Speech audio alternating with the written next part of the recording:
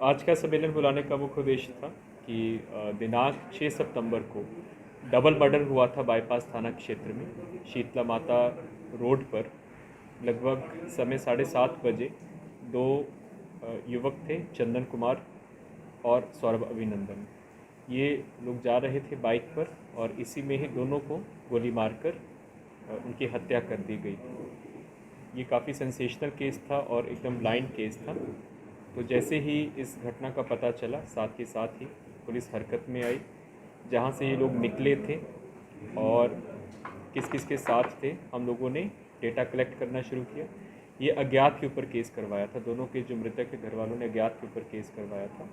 इसमें विशेष टीम फिर हम लोगों ने बनाई। नगर पुलिस अधीक्षक पूर्वी, अनुमंडल पुलिस पदाधिकारी सिटी, थानाध्यक्ष बाईपास, थानाध्यक्ष आलमगंज और थानाध्यक्ष अगमकुआं और मेहदीगंज, 4 थाना का टीम बना था। इसमें जो दोनों मृतक थे उसमें सबसे पहला जो क्लू हम लोगों को मिला सीसीटीवी फुटेज से मिला। और जो मृतक अभिनंदन सौरभ था, ये खुद भी आपराधिक प्रवृत्ति का था। 30/8/22 को ही इसके ऊपर केस हुआ था, जो कि NMCH के बगल में ठेला लगाने को लेकर उसमें आपसी विवाद हुआ था। फिर जहाँ से पूछताछ किया गया और जहाँ से ये लोग निकले थे, तो मृतक के घर वालों से, दोनों मृतक के घर वालों से पूछताछ किया गया। इसी क्रम में पता चला कि जो अपराधी पकड़े गए हैं और जो दोनों मृतक हैं, ये सभी आपस में अच्छी तरह से परिचित थे। एक दूसरे के साथ ये लोग गैसिंग का अवैध धंधा भी करते थे और गांजा वगैरह का व्यापार भी करते थे। इसी क्रम में इन लोगों की अच्छी दोस्ती भी थी, लेकिन आपसी वर्चस्व को लेकर इन लोगों के बीच में विवाद होना शुरू हो गया था। उसी क्रम में सुनियोजित षड्यंत्र के तहत एक सेठी नाम का व्यक्ति है, जो कि आलमगंज थाना का रहने वाला है, कुम्रहार का रहने वाला है। ये योजना तकरीबन 8 दिन पहले बनी थी। इसको विश्वास में लेकर ये दोनों लड़कों को, चंदन को और अभिनंदन सौरभ को, उसी के घर में ही जो तीनों अपराधकर्मी पकड़े गए हैं, भर दिन उसके साथ रहे हैं, उसी के घर पे रहे, सारा दिन उसके ऊपर वॉच रखा और दारू पिए, खाना खाए। और शाम को उसको विश्वास में लेते हुए इन दोनों लड़कों को बुलाया कि हम तुम लोगों को लेकर चलते हैं और पार्टी करते हैं। इसी क्रम में लोगों ने बीच में जो शूटर्स थे उनको रखा हुआ था। और जैसे ही जो दोनों मृतक हैं बाइक पर अपने घर से निकले हैं, थोड़ी दूर बाद जाके इन्होंने शूटर्स को इशारा किया है और दोनों को वहाँ पे इनकी हत्या हो गई है। इसमें टोटल 3 अपराधकर्मी पकड़े गए हैं। एक का नाम संजय कुमार केसरी है उर्फ चीकू, जो कि गुलजारबाग आलमगंज का रहने वाला है। गणेश कुमार, पिता का नाम रामबाबू साहनी, जो कि सादिकपुर मछुआ टोली का रहने वाला है। और मंतोष कुमार, जो मुख्य रूप से षड्यंत्र करता है और लाइनर है, पिता विश्वनाथ केवट, जो कि मछुआ टोली थाना आलमगंज का रहने वाला है। इसका जो प्रमुख षड्यंत्र करता है वो वर्तमान में फ़िरार है और उसको छापामारी चल रही है उसको गिरफ्तारी करने के लिए। तो इस प्रकार इनसे एक जिंदा कारतूस और जो फायर हुआ खोखा वो भी बरामद हुआ है। इनमें से जो तीनों अपराधकर्मी हैं, इन्होंने बताया है कि ये लगभग 1 साल से गैसिंग वहाँ से करवाते थे और उसी के जो पैसे के डिस्ट्रीब्यूशन को लेकर था, इसमें विवाद हुआ था। और जो ठेला लगाने को लेकर भी ये लोग पैसा लेते हैं ठेला वालों से, उसमें भी पहले से इनका विवाद चल रहा था। उसी के कारण चंदन बेसिकली उसके साथ रहता था। गोलू उसका छोटा नाम है, जो अभिनंदन है, सिर्फ उसके साथ रहता था, उसका खास मित्र था और जहाँ पे भी वो जाता था उसको साथ में ही लेके जाता था। इनका जो मेन टारगेट था अभिनंदन सौरभ था, लेकिन क्योंकि हमेशा वो भी उसके साथ रहता था तो उसको भी साथ उसको टारगेट कर दिया गया। शूटर को पैसा देकर क्या खाया? हाँ, 1.5 लाख रुपया इन लोगों को दिया गया है। 1.5 लाख रुपया गोली मारा है। जो सेठी का खास आदमी है, ये पहले भी हम लोग उसको खोज रहे हैं। गोपी ठाकुर नाम का शूटर है, एक गोपी ठाकुर है और एक रोशन नाम का शूटर है, दोनों शूटर्स। गोपी ठाकुर पहले भी परसा बाज़ार में जो ऑयल ट्रेडर से लूट हुआ था उसमें वो फिरार चल रहा है। ये इनकी गिरफ्तारी आलमगंज से ही हुई है। ये सभी लोग आलमगंज के ही रहने वाले हैं। सर, ये कहीं ना कहीं ये पूरा मामला गैसिंग से जुड़ा हुआ है। राजधानी पटना में भी कई गैसिंग के अड्डे हैं जो खुलेआम चल रहे हैं, उसको लेकर पुलिस क्या कुछ कार्रवाई है? आप जान रहे हैं कि बहुत से मीडिया कर्मियों ने हम लोगों को कुछ वीडियो, आप शायद आपने भी भेजा था, हम लोगों को वीडियो भेजा था। उसमें 2 गैसिंग सेंटर्स के ऊपर कार्रवाई हुआ था, जिसमें ये लोग पकड़ा भी गया था। एक उसमें केस हुआ है आपका गांधी मैदान थाना में केस हुआ और एक पीर बहौर में केस हुआ है। जो जगह पे केस हुआ था, जहाँ जहाँ से सूचना आती है वहाँ पे हम लोग करते हैं। लेकिन इन लोगों का जो अपराध शैली है उसमें एक नई ये चीज़ थी कि अब वो पर्ची वाला गैसिंग से ज़्यादा ये लोग मोबाइल वाला जैसे हो गया है, मोबाइल के माध्यम से ऑनलाइन टाइप का गैसिंग ज़्यादा कर रहे हैं। आजकल बहुत सी ऐप्स आ गई हैं, मोबाइल IPL आ गया है, इस तरह की बहुत सी गेमिंग आ गई हैं।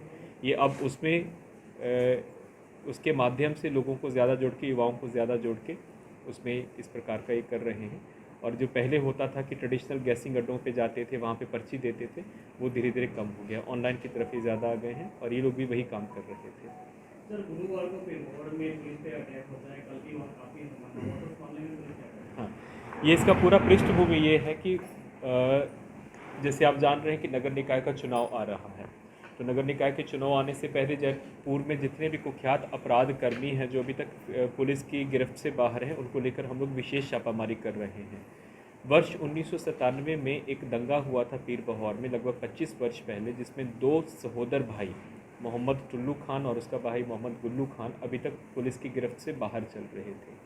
फिर हम लोगों को सूचना प्राप्त हुई कि ये लोग अभी भी जो दरियापुर एरिया है पीर बहौर का, वहीं पे ही लगातार रह रहे हैं, आते जाते हैं, लेकिन पुलिस की हमेशा गिरफ्त से बाहर रहे हैं। तो एक विशेष टीम बनाई गई थी जिसमें एक भाई को, मोहम्मद टुल्लू खान जो है, उसको 28 अगस्त को गिरफ्तार करके जेल भेज दिया गया था।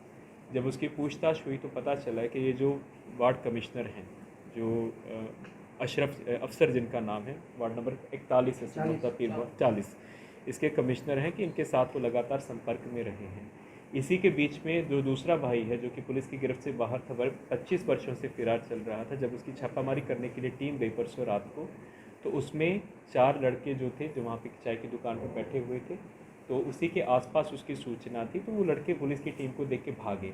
उनमें से 4 लड़कों को पकड़ लिया गया और जब पकड़ा गया तो वहाँ पे मूवमेंट हुआ। वहाँ पे जो स्थानीय लोग हैं, ये जो वार्ड कमिश्नर हैं, इनके नेतृत्व में वहाँ पे उन्होंने एक मॉब बनाया और लड़कों को छुड़वाया और एक पुलिस वाले के साथ मारपीट भी किया। इसी क्रम में पीर बहौर थाना में केस हुआ। केस में जो मोहम्मद सरफराज हैं, जो कि उसके एक अभियुक्त थे, कल उनको पकड़ के थाना लाया गया था। तो पुनः ये जो वार्ड कमिश्नर है वहाँ पे थाना पे आकर उन्होंने हंगामा किया। पूरा जो घटना है CCTV में कैप्चर्ड भी है। अपने कपड़े इन्होंने खुद फाड़े और आरोप लगाया कि पुलिस के ऊपर मारपीट का आरोप लगाया। हालांकि ऐसी कोई बात नहीं थी, पूरी घटना CCTV में भी है। उसकी जांच करवाने के लिए हम लोग कभी भी, कोई भी स्वतंत्र एजेंसी जांच करना चाहे तो उसकी जांच कर सकते हैं। और आके धमकी दिया, इवन SDPO टाउन को धमकी दिया कि नहीं, अभी क्योंकि पूरा चुनाव का माहौल चल रहा है कि इस तरह से हम लोग किसी को गिरफ्तार नहीं होने देंगे। लेकिन हम लोग भी, पुलिस ने बहुत ही संयम से, धैर्य से बाहर रोड जाम भी किया, सब कुछ किया, लेकिन उसके बावजूद भी दोनों को गिरफ़्तार किया गया है। सरफराज तो पहले गिरफ़्तार हो गए थे और जो मोहम्मद अफसर, उनको भी गिरफ़्तार किया गया है। इस प्रकरण में कुल 13 नामजद अभियुक्तों के ऊपर FIR हुआ था, 2 उसमें गिरफ़्तार हो चुके हैं। 11 और लोगों को जो CCTV फुटेज के माध्यम से आइडेंटिफाई हुए, उनको गिरफ़्तार करने की कार्रवाई की जा रही है। 2 FIR हुए हैं। एक FIR हुआ था, परसों रात को हुआ था, जो कि सिपाही थे उदय, उनका, हाँ, उनके साथ जो मारपीट हुआ था। और एक जो कल थाना में आकर हंगामा किया गया है, जो गिरफ्तार व्यक्ति को छुड़वाने का एक असफल प्रयास और प्रेशर करवाया जा रहा था, तो उसमें भी गिरफ्तार किया गया।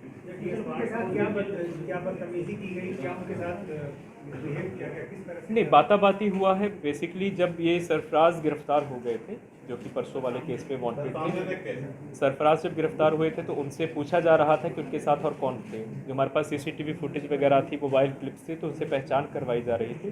तो उसमें अचानक जो वार्ड कमिश्नर है मोहम्मद अफसर, वो तुरंत आ गए और उन्होंने बोला कि नहीं, इनको गलत रूप से गिरफ्तार किया गया है।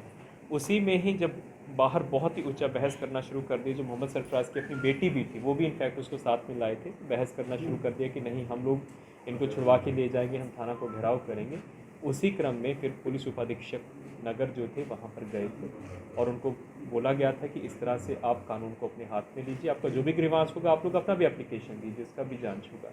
लेकिन इन लोगों को था कि हम लोग किसी तरह से उसको छुड़वा के ले जाएँ, प्रेशर लेके चले जाएँ। लेकिन वहाँ पे हमारे पास पुलिस फोर्स था, आसपास के थाना भी थे, और उसी में ही हाथापाई की और धमकी दिए कि हम लोग देख लेंगे, हर जगह पे देख लेंगे, हम लोग घेराव कराएंगे, रोड जाम करेंगे और मॉब को मोबिलाइज़ करेंगे। लेकिन कोई भी उनका मंसूबा सफल नहीं हो पाया और उसी क्रम में थाना में डिटेन किया गया और आज उनको न्यायिक हिरासत में फॉरवर्ड कर दिया। पहले उनको मालूम नहीं था कि पूरी खबर क्या है, क्योंकि उनको ये अफवाह गई थी कि उनके बेटे के साथ अंदर मारपीट की जा रही थी, जो पूर्व एमएलसी हैं, माननीय विधान पार्षद पूर्व हैं।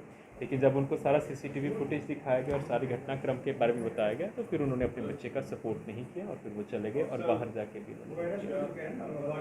अरेस्ट होकर आज न्यायिक हिरासत में जा रहे हो। भरात पुलिस कल ही अरेस्ट हो गए थे, रात को थाना में थे और आज उनको न्यायिक हिरासत में भेजा जा रहा है। 353 सरकारी काम में बाधा डालने के लिए, पुलिस ऑफिसर्स को धमकी देने के लिए और गिरफ्तार व्यक्ति को छुड़वाने हेतु मॉब मोबिलाइज करने के लिए।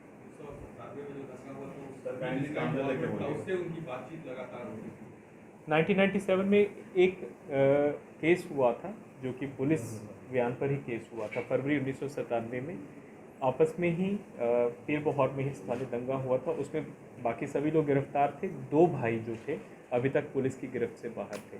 तो जब पहला भाई की गिरफ्तारी हुई है 27 अगस्त को, मोहम्मद टुल्लू खान उसका नाम है, दरियापुर का, जो कि 25 वर्षों के बाद पकड़ा गया है। जब उसकी पूछताछ हुई थी तो उन्होंने बताया था कि ये जो वार्ड कमिश्नर है मोहम्मद अफसर, लगातार इनसे उनको संरक्षण भी प्राप्त हो रहा था। उसी क्रम में फिर दूसरा भाई जो कि अभी भी फिरार चल रहा था, उसी की ही सूचना मिली थी, उसी को गिरफ्तार करने के लिए पुलिस गई थी। हाँ, ये अब पता चला कि उस वक्त भी दबाव बना रहे थे, लेकिन पुलिस दबाव में काम नहीं करती है। लेकिन अब क्योंकि दूसरे भाई की गिरफ्तारी के लिए भी जब जा रहे थे तो उस दिन परसों का विरोध उसी लिए हुआ था। टुल्लू पर हत्या का भी आरोप है। हाँ, हत्या का आरोप है, वो दोनों भाई हत्या के आरोपी हैं। 1997 का केस है, 1997 का केस है ये। 25 साल से ये लोग दोनों भाई फिरार चल रहे थे। सर, एक और कोतवाली में केस हुआ था, माइनिंग ऑफिसर का जो केस दर्ज कराया था कि आज माइनिंग ऑफिसर के ऊपर हमला भी हुआ है पालीगंज में। वो केस पहली बात के माइनिंग ऑफिसर नहीं करवाए थे, वो केस उनके ऑफिस के जो बड़ा बाबू हैं उनके साथ दुर्व्यवहार किया था।